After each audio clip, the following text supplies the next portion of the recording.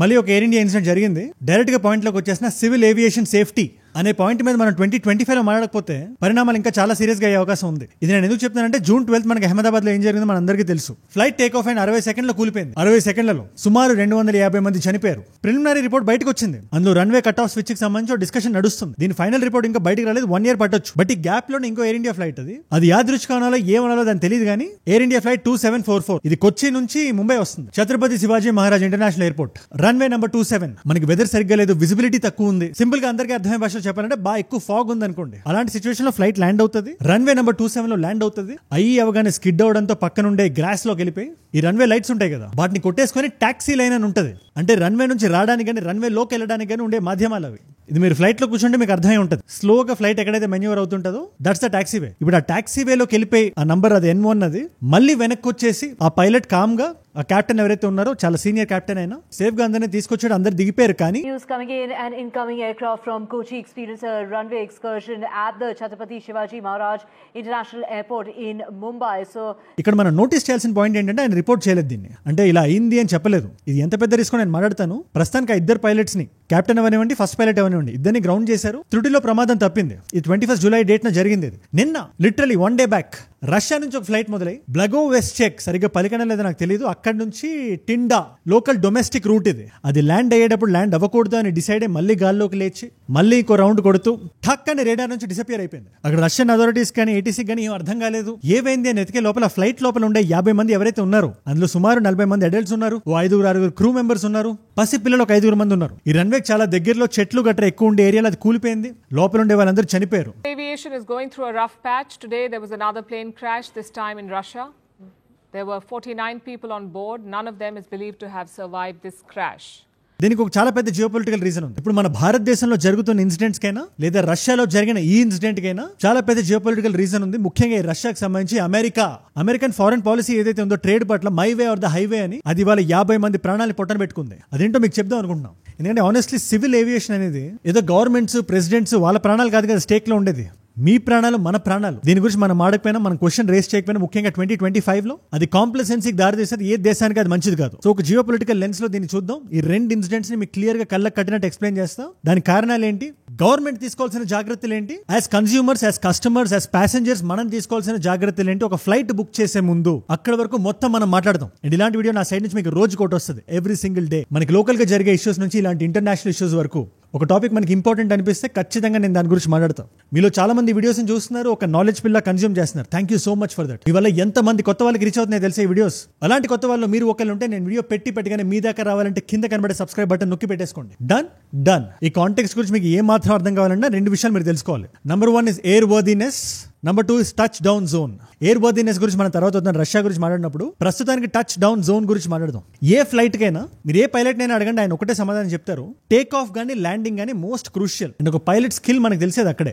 Once అది 30-35 వేల అడుగులకు వచ్చేసిన తర్వాత ఇట్స్ రిలేటివ్లీ ఈజీ. సులువు అని చెప్పట్లేదు, బట్ ఒకసారి మీరు టేక్ ఆఫ్ తో కానీ ల్యాండింగ్ తో కానీ కంపేర్ చేయండి. ఇక్కడ మీకు రన్వే కనబడుతుంది కదా, మనందరం ఏమనుకుంటాం, ఆ రన్వే కనబడంగానే మనం ల్యాండ్ అయిపోవచ్చు అనుకుంటాం. కానీ అది కరెక్ట్ కాదు. అది ఒక స్పెసిఫిక్ టచ్ డౌన్ జోన్ అని ఉంటుంది. సుమారు ఒక 3000 అడుగుల దాకా అక్కడ ల్యాండ్ అయితేనే ఏ ఫ్లైట్ కైనా సేఫ్. ఇన్ఫాక్ట్ అది రూల్. అది ఇప్పుడు ఎయిర్ ఇండియా 2744 ఫ్లైట్ మనం తీసుకుందాం ఎగ్జాంపుల్ గా. జూలై 21 ఏం జరిగింది, కంటిన్యూస్ వర్షాలు, ఫాగ్, విజిబిలిటీ తక్కువ ఉండడం, గస్ట్ విండ్స్ అంటారు. అంటే గస్టింగ్ అంటే ఏంటి మీకు ఎలా చెప్పాలి, అది నాట్స్ తో కొలుస్తారు, దాన్ని ఈదురుగాలు అంటారు కదా. అది ఒక ఫ్లైట్ ల్యాండ్ అయ్యేటప్పుడు ఆ ఫ్లైట్ ని ఎటు నుంచి కొడుతుందో కూడా చాలా ఇంపార్టెంట్. జనరల్ గా టేక్ ఆఫ్ అయ్యేటప్పుడు వెదర్ రిపోర్ట్లు అవన్నీ చూసి, విండ్ రిపోర్ట్స్ అవన్నీ చూసి ఫ్లైట్ కి హెల్ప్ అయ్యేలాగా వెనక నుంచి టెయిల్ విండ్ ఉండేలా చూసుకుంటారు. లేదా ల్యాండ్ అయ్యేటప్పుడు ఫ్లైట్ కి అడ్డంగా గాలి వచ్చేలా చూసుకుంటారు. జస్ట్ చూచాయిగా అంతే. అండ్ నేచర్ ఏ రూల్ ని ఫాలో అవ్వదు. ఏటీసీలో పలానా పుస్తకంలో ఇలా రాశారు కాబట్టి నేను ఈ టైంకి ఇక్కడ కొడతాను ఆ గాలి అనుకోదు. అది ర్యాండమ్, దాని ఇష్టం వచ్చినట్టు కొడతానే ఉంటుంది. ఇప్పుడు ఈ ఫ్లైట్ కేసులో ఏమైంది, ఆ ఫ్లైట్ ల్యాండ్ అయ్యేటప్పుడు తీవ్రమైన గస్ట్ విండ్ ఉండడం వల్ల ఆ ఫ్లైట్ ని గట్టిగా పుష్ చేసింది. జనరల్ గా ఏ పైలట్ అయినా ఇక్కడ ఏం చేయాలి, దాన్ని ఆఫ్ సెట్ చేయాలి. అంటే లెఫ్ట్ నుంచి కొడుతుంటే గాలి రైట్ కి పుష్ చేయాలి, న్యూట్రలైజ్ అయిపోతుంది. కరెక్ట్ గా సెంటర్ లో దిగుతాం. కాకపోతే ఇక్కడ వెదర్ బాగాలేకపోవడం వల్ల, సరిగ్గా కనబడకపోవడం వల్ల గానీ, ఫెటీగ్ ఉండడం వల్ల గానీ చాలా పెద్ద ప్రాబ్లం జరిగింది. ఇక్కడ సుమారు 16 మీటర్ల వరకు ఆ ఫ్లైట్ ని రన్వే మధ్య నుంచి ఆఫ్ సెట్ చేసింది. ఎవరైతే కెప్టెన్ గారు లోపల కూర్చున్నారో ఆయన మళ్ళీ దాన్ని న్యూట్రలైజ్ చేయలేదు ఆన్ టైం. దానివల్ల పక్కనుండే రన్వే లైట్స్ ని కొట్టేసి ఆ మధ్యలో గడ్డి ఉంటది కదా, ఆ గడ్డి మీదకి వెళ్ళిపోయి ఆ గడ్డిలోంచి మళ్ళీ పక్కన టాక్సీ లేన్ లోకి వెళ్ళి, అది N1 లేన్, అది మళ్ళీ అక్కడ నుంచి మళ్ళీ రన్వేలోకి వచ్చి మళ్ళీ వెనక్కి వెళ్ళారు. అండ్ నార్మల్లీ ఇలా జరిగినప్పుడు వెంటనే పైలట్ రిపోర్ట్ చేయాలి. అండ్ ఇక్కడ ఉండే కెప్టెన్ అయినా కెప్టెన్ మాత్రమే కాదు, ఆయన ఎగ్జామినర్ కూడా. అంటే ఇలాంటి ఏదైనా జరగని రిపోర్ట్ చేయలేదు, ఆయన చేయలేదు. అగైన్ ఆయన ఎందుకు చేయలేదు అనే జోన్ లోకి నేను ఇప్పుడు వెళ్ళట్లేదు, కానీ ఇది కొంచెం కన్సర్నింగ్ విషయాన్ని మాత్రం చెప్తున్నాను నేను. దీని కారణాలు 3. పాయింట్ నెంబర్ 1, వన్స్ రన్వేలోకి దిగానే రన్వే లైట్లు పగిలిపోయినాయి కాబట్టి దాని డెబ్రీ ఏదైతే రోడ్డు మీద ఉందో దాన్ని ఇమీడియట్ గా క్లియర్ చేయాలి. ఫాలో ట్రక్ అని ఉంటుంది. ఇలాంటి ఇష్యూ ఏదైనా జరిగితే వెంటనే వాళ్ళు వచ్చి క్లియర్ చేసి, మోస్ట్ ఆఫ్ ద టైం వెనకలు ఏవైతే ఫ్లైట్ ల్యాండ్ అవడానికి షెడ్యూల్ అయి ఉన్నాయో వాటిని ఆపేసి అది మొత్తం క్లియర్ అయితే గానీ నెక్స్ట్ ఫ్లైట్ ల్యాండ్ అవుతుంది అక్కడ అదే రన్వే మీద. మీకు దీన్ని రోడ్డు మీద ఎగ్జాంపుల్ లో చెప్పాలంటే F1 ఎంతమంది చూస్తారు మీరు? F1 లో కూడా ఏదైనా ఒక చిన్న క్రాష్ ఏదైనా జరిగినప్పుడు లేదా ఏదైనా కొలిషన్ జరిగి డెబ్రీ బయటపడినప్పుడు రోడ్డు మీద పడినప్పుడు ఎల్లో ఫ్లాగ్ అని రెడ్ ఫ్లాగ్ అని ఏదో ఒకటి ఇచ్చి అన్ని బళ్ళని స్లో చేయించి ముందు ఆ డెబ్రీని క్లియర్ చేసి తర్వాత రేస్ ని రెజ్యూమ్ చేస్తారు. ఎందుకు? ఆ డెబ్రీ డ్రైవర్స్ కి ప్రమాదం అని. అలాగే ఇప్పుడు ఈ రన్వే 27 మీద ఉండే డెబ్రీ ఏదైతే ఉందో నెక్స్ట్ ఎవరైతే పైలట్ రాబోతున్నాడో టైర్ బర్స్ట్ జరగవచ్చు, ఆయన కన్ఫ్యూజ్ అవ్వచ్చు. ప్లస్ ఇది టచ్ డౌన్ జోన్ లో జరిగింది. ఇది అంటే అన్ని ఫ్లైట్లు అక్కడ టచ్ డౌన్ అవుతాయి. ఇకపోతే పాయింట్ నెంబర్ 2, దీని గురించి గౌరవ్ తనేజా గారు ఆయన వీడియోలో ఎక్స్ప్లెయిన్ చేస్తూ ఒక మాట అన్నారు. ఆయన ఫినామినా చాలా బాగా ఎక్స్ప్లెయిన్ చేశారు. దాని పేరు హైడ్రోప్లేనింగ్. మీరు ఎంతమందికి రొటేటింగ్ కి స్కిడ్డింగ్ కి మధ్యలో ఉండే డిఫరెన్స్ తెలుసు? ఏదైనా ఒక టైర్ సర్ఫేస్ తో కంపేర్ చేసి ఒక రిలేటివ్ మోషన్ లో ఉంటే అది తిరుగుతుంటే అది నార్మల్ డ్రైవింగ్.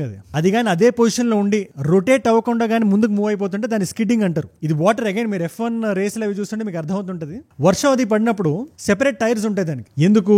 రెగ్యులర్ ఈ సాఫ్ట్ మీడియం టైర్స్ ఏమైనా వాడితే స్కిడ్ అవడానికి ఎక్కువ ప్రమాదం ఉంటది అని. అలాగే ఫ్లైట్ కూడా ల్యాండ్ అయినప్పుడు రన్వే మెయింటెనెన్స్ అంత కరెక్ట్ గా లేకపోయినా, మొత్తం వాటర్ క్లియర్ అవ్వకపోయినా ఒక థిన్ వాటర్ లేయర్ ఉంటది. ఆ వాటర్ లేయర్ మీద కానీ ఫ్లైట్ పడితే, ఈ టైర్ పడితే అది స్కిడ్ అయ్యే ప్రమాదం ఉంటుంది. ఇన్ఫాక్ట్ ఈ స్కిడ్ ని కూడా ఆఫ్సెట్ చేసే చాకచక్యం పైలట్స్ లో ఉంటుంది. ఆ రోజున కూడా ఫ్లైట్ అలాగే స్కిడ్ అయి ఉంటుంది. దానికి తోడు గస్ట్ విండ్స్ ఉండడం, ఈ గాలికి తోడు సరిగ్గా ఆఫ్సెట్ చేయకపోవడం, ఆ బ్రేక్ సరిగ్గా పడకపోవడం, ఈ 3 యాడ్ ఆల్మోస్ట్ ఒక చాలా పెద్ద ప్రమాదం అయ్యే జోన్ లో ఒక ఫ్లైట్ వెళ్ళింది.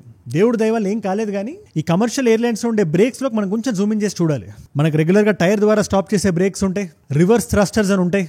అంటే ఇంజిన్ ఒక సైడ్ తిరగడం బదులు ఇంకో సైడ్ తిరుగుతుంది, తద్వారా ఫోర్స్ బ్యాక్ వస్తుంది. ఆ విధంగా బ్రేక్ చేయొచ్చు. లేదా స్పాయిలర్స్ అని ఉంటాయి. మీరు ఈ ఎమర్జెన్సీ ల్యాండింగ్ సీట్ల మీద కూర్చుంటే పక్కన ఫ్లాప్స్ ఇలా లేస్తాయి కదా, దానివల్ల ఎటువంటి లిఫ్ట్ ఉండదు ఫ్లైట్ కి. మీరు ఫాస్ట్ గా వెళ్తున్న కార్ బయట మీరు చేయి ఇలా పెడితే, మీరు కొంచెం ఇలా చేస్తే పైకి వెళ్తుంది కదా చేయి, దాన్నే లిఫ్ట్ అంటారు. దాన్ని ఆఫ్సెట్ చేయడం వల్ల ఈ రెగ్యులర్ బ్రేక్స్, ఈ టైర్ బేస్డ్ బ్రేక్స్ ఏవైతే ఉంటాయో దాన్ని ఇంకా ఎఫెక్టివ్ గా వాడొచ్చు. ఇది జస్ట్ అకాడమిక్ స్టాండ్ పాయింట్ లో మీ అందరికీ అర్థమవుతుందని నేను చెప్తున్నాను. కానీ ఇక్కడ మనం రేస్ చేయాల్సిన క్వశ్చన్ ఒకటే, మన సివిల్ ఏవియేషన్ స్టాండర్డ్స్ నిజంగా అంత కరెక్ట్ గా ఉన్నాయా? ఒక పైలట్ వల్ల ఇలాంటి సంఘటన జరిగి అండ్ రిపోర్ట్ చేయడం ఎందుకు భయపడ్డాడు ఆయన? అంత సీనియర్ పైలట్. ఇన్ఫాక్ట్ తప్పులు అందరి చేతుల్లో చదువుతాయి కదా, మనం ఎవరో అతీతులం కాదు. మీ చేతుల్లో చదువుతుంది, నా చేతుల్లో చదువుతుంది, ఆ రోజు ఆయన చేతుల్లో చేయి ఉంటుంది చిన్న తప్పు. అలాగే పైలట్ ఇలాంటి చిన్నపాట్లు తప్పులు చేసినప్పుడు అది కానీ వెంటనే వాళ్ళు రిపోర్ట్ చేస్తే, పనిష్ చేసే బదులు రివార్డ్ చేయగలిగితే మనం, అది ఖచ్చితంగా it will be for our benefit. ఎప్పుడెప్పటి నుంచి వస్తున్న రూల్స్ కదా, వాటిని కొంచెం మార్చాలి. ఏదైనా ఒక సంఘటన జరగగానే పైలట్ల మీద తోసేసే ఆ స్వభావం ఏదైతే ఉందో అది వెనక్కి లాగేయాలి మనం. అది అల్టిమేట్లీ ఇది కార్లా కాదు. ఇది ఒక వ్యక్తి పైన ఫ్లై చేస్తున్నాడంటే కింద ఏటీసీ దగ్గర కూర్చున్న వ్యక్తి నుంచి వెదర్, రేడార్ ఇన్ఫర్మేషన్, ఇలా రకరకాల ఫ్యాక్టర్స్ ఉంటాయి. అందుకని ఏదైనా యాక్సిడెంట్ జరిగినప్పుడు మీరు వేలు చూపించకూడదు అలాగా పైలట్ల వైపు. ఇవాళ అందుకే ఆయన భయపడి ఉంటాడు. కానీ ఎంత భయపడి ఉన్నా ఆయన చేసిన తప్పిదం వల్ల వెనకాల వాళ్ళు చాలా డేంజర్ లో పడి ఉంటారు. సో ఖచ్చితంగా పైలట్ గానీ ఫస్ట్ ఆఫీసర్ గానీ చేసిన తప్పే వెంటనే రిపోర్ట్ చేసి ఉండాలి. ఇప్పుడు నేను ఈ వీడియో షూట్ చేస్తున్న టైంకి వాళ్ళ మీద ఇన్వెస్టిగేషన్ నడుస్తుంది. నిజాలు బయటికి రావాలని నేను కోరుకుంటున్నాను. ఏది ఏవైనప్పటికీ ఎయిర్ వర్దినెస్ లో గానీ, మన ఫ్లీట్ ని చెక్ చేయడంలో గానీ మనం రష్యా అంత వెనకబడి లేవని నాకు ఇవాళ అర్థమైంది. ఎందుకు ఎయిర్ వర్దినెస్ అని ఉంటుందని చెప్పాను కదా వీడియోలో బిగినింగ్ లో. నేను చెప్పే ఒక మాట అంటే ఏంటది, సింపుల్ టర్మ్స్ లో అందరికీ అర్థమయ్యేలా చెప్పాలంటే, ఒక ఫ్లైట్ ఇంజిన్ గానీ, మెయింటెనెన్స్ గానీ, లోపల ఉండే ఎక్విప్మెంట్ గానీ, అది నడిచే తీరు గానీ కొన్ని స్టాండర్డ్స్ అది రైట్ స్టాండర్డ్స్ ని ఫాలో అవుతుందా లేదా అని చెక్ చేసే ప్రక్రియ. అది ఏ దేశానికి ఆ దేశానికి సంబంధించిన కొన్ని రూల్స్ ఉంటాయి. ఆ రూల్స్ ని మన ఇండియాలో చెక్ చేస్తే ఒక 10-15 ఇయర్స్ కల్లా ప్రతి ఫ్లైట్ మార్చేయాల్సి వస్తుంది. 15 ఇయర్స్ కి మించిన ఫ్లైట్ ఒకటి ఉండదు. అయినప్పటికీ ఒక సగటు ట్రావెలర్ నేను మాట చెప్తున్నా, మీరు ఫ్లైట్ బుక్ చేసుకునేటప్పుడు ఏ ఫ్లైట్ అయినా ఎంత చీప్ అనే కాకుండా అది ఎంత రీసెంట్ ఫ్లైట్ అని కూడా చూడండి. ఎందుకంటే ఆ 1000 రూపాయలు, ఆ 2000లో మన ప్రాణాలు మనం కొనుక్కోలేం కదా. It's just a suggestion. ఈ ఫ్లైట్ అయితే ఇది బోయింగ్ ఫ్లైట్ కూడా కాదు, ఇది A320, ఇది ఎయిర్ బస్. ఇది ఈ కొచ్చిన్ ఫ్లైట్ ఏదైతే ఉందో, these are all superior flights. In fact రష్యాలో ఏం జరిగిందో మీరు చూస్తే మీరు కంగు తింటారు. మీరు జనాల ప్రాణాలు ఎంత లైట్ తీసుకున్నారో దానికి సింగిల్ అవుట్ చేసి మనం రష్యా మీద వేలెత్తి కూడా చూపిలేం మనం. దీని వెనకాల US హస్తం కూడా ఉంది. అది ఎలాగో మీకు చెప్తా, మీరు జాగ్రత్తగా వినండి. ఇది అంగారా ఎయిర్లైన్స్ ఫ్లైట్. ఇది సంఘటన జరిగి 24 గంటలు కూడా జరగలేదు. Flight number 2311. మనకి ఎలా అయితే spice jet, air Asia, IndiGo ఎలా ఉంటాయో వాళ్ళ దేశానికి సంబంధించిన ఫ్లైట్ అది. ఇప్పుడు ఇక్కడ మోడల్ వచ్చి అది బోయింగ్ కాదు, ఎయిర్ బస్ కాదు, దాని పేరు ఆంటోనోవ్ అని. Model AN24RV. మనకి చైనా రష్యా బార్డర్ దగ్గర టిండా అని ఒక ఏరియా ఉంది. ఇన్ఫాక్ట్ ఈ ఏరియా అంతా మనం కొంచెం జూమ్ ఇన్ చేసి చూస్తే ఒక చిన్న ఫ్రిక్షన్ ఉంది. చైనా మాది మీరు లాగేసుకున్నారంటది, రష్యా లేదు మాదే అంటది. ఒక చిన్నపాటి యుద్ధం జరుగుతుంది అక్కడ. అల్టిమేట్లీ రష్యా చైనా ఫ్రెండ్సే. కాకపోతే ఆ ఏరియాలో ఫ్రిక్షన్ ఉండడం వల్ల ఈ ఫ్లైట్ కి యాక్సిడెంట్ ఎప్పుడైతే జరిగిందో, లేదు మేము కాల్పులు పేలుళ్ళు మేము విన్నాం మేము, కాకపోతే ఆ పర్టికులర్ ఏరియాలో ప్రాబ్లం ఉండడం వల్ల మాత్రమే అదేదో సెన్సిటివ్ ఏరియా అని చైనా ఏదో ప్రాబ్లం క్రియేట్ చేసిందని ఫస్ట్ మనకు వార్తలు వినబడ్డాయి. కానీ అవన్నీ పుకారు. అసలు విషయం ఏంటో తెలుసా మీకు? ఆ మోడల్ ఏదైతే ఉందో యాక్సిడెంట్ అయిన ఫ్లైట్ మోడల్, దానికన్నా ముఖ్యంగా ఆ ఫ్లైట్ 1976 నుంచి ఫ్లై చేస్తానే ఉంది. అంటే మీకు అర్థమవుతుంది ఆ టైం కదా, రష్యా కూడా కాదు అది, యుఎస్ఎస్ఆర్ నాటి ఫ్లైట్ ఇప్పుడెలా ఫ్లై చేస్తుంది? అసలు రష్యాకి మతుండే బిహేవ్ చేస్తుంది అనే క్వశ్చన్ రావడం ఒక సగటు వ్యక్తికి కామన్. కానీ ఇక్కడ మీరు కొంచెం జూమ్ అవుట్ చేసి జియో పొలిటికల్ గా ఇక్కడ సినారియో అంటే మీరు అర్థం చేసుకోవాలి. అండ్ సింపుల్ గా డైరెక్ట్ గా ట్రంప్ గారికి వెళ్ళి చూపిస్తున్నారు. కానీ నన్ను అడిగితే యుఎస్ ఫారెన్ పాలసీ ఏదైతే ఉందో అది ఎక్స్ట్రీమ్లీ, అంటే ఎంత స్వార్థంగా ఉంటదంటే వాళ్ళకి అగేన్స్ట్ గా ఎవరైనా బిహేవ్ చేసినా, వాళ్ళ మాట వినకపోయినా ఆ దేశపు జనాల ప్రాణాలకి మాకు ఎటువంటి సంబంధం లేదు అన్నట్టు బిహేవ్ చేస్తుంది యుఎస్ఏ. 2022లో రష్యాకి యుక్రెయిన్ కి గొడవ ఎప్పుడైతే మొదలైందో ఆ టైం నుంచి రష్యా మీద హెవీ శాంక్షన్ చేసింది యుఎస్ఏ. ఇన్ఫాక్ట్ అది ఒబామా టైం నుంచి ఉంది. క్రైమియా ఎనెక్స్ ఎప్పుడైతే అయిందో అప్పటి నుంచే స్టార్ట్ అయింది. కానీ ఈ జో బైడెన్ గారి టైం ఏదైతే ఉందో ఆల్మోస్ట్ రష్యాను ఒక గన్ పాయింట్ లో పెట్టినట్టు అయిపోయింది. ఈ కమర్షియల్ క్యారియర్స్ కి స్పేర్ పార్ట్లు కూడా మేము ఎక్స్పోర్ట్ చేయం అని ఏదైతే డెసిషన్ యుఎస్ తీసుకుందో రష్యా మీద, ఇవాళ 50 మంది చావు కారణమైంది. రష్యా కూడా ఏం తక్కువ తినలేదు. ఈ లోకల్ కంపెనీస్ ఏవైతే ఉంటాయో, ఈ అంగారా లాంటి company, in fact not just Angara, కాస్ట్లు సేవ్ చేయడానికి కటింగ్ కార్నర్స్ అంటారు ఇంగ్లీష్ లో, బయట నుంచి గూడ్స్ ని స్మగిల్ చేయడం నుంచి ఈ జంక్ అయిపోయిన ఫ్లీట్ ఉంటుంది కదా దాన్ని క్యానబలైజ్ చేయడం వరకు. ఇప్పుడు క్యానబలైజ్ అంటే ఆ పాటలని పీకేసి వాడుకోవడం వరకు అంత లైట్ తీసుకుంటున్నారు జనాల ప్రాణాలని. ఇవాళ ట్రంప్ గారికి డైరెక్ట్ గా తప్పుంది అంటే లేదు ఈ ఇన్సిడెంట్ కి సంబంధించి, కానీ మౌనం కూడా మాట్లాడుతుంది అంటారు కదా. అలా ట్రంప్ అనే వ్యక్తి రష్యాకి సంబంధించి ఏదైతే మాట్లాడుతున్నాడో, ఆయన ఏదైతే శాంక్షన్స్ అలాగే ఉండనిస్తున్నాడో, అది చాలా హ్యూమన్లీ చాలా తప్పది. ముఖ్యంగా ఈ ఫ్లైట్ ఎక్స్పోర్ట్స్ కి సంబంధించి మనం ఆడుకోకూడదు అలా జనాల ప్రాణాలతో. ఇండియా మీద కూడా వేస్తానని చెప్తున్నారు కదా, నేను అందుకే జియో పొలిటిక్స్ ఇంపార్టెంట్ అని చెప్తా. మనం ఆల్రెడీ నిన్న వీడియోలో మాట్లాడాం, మనం ఇండియా మీద రష్యన్ శాంక్షన్స్ యాక్ట్ చేసి ఇండియా మీద కూడా వేస్తా ఉంటున్నారు.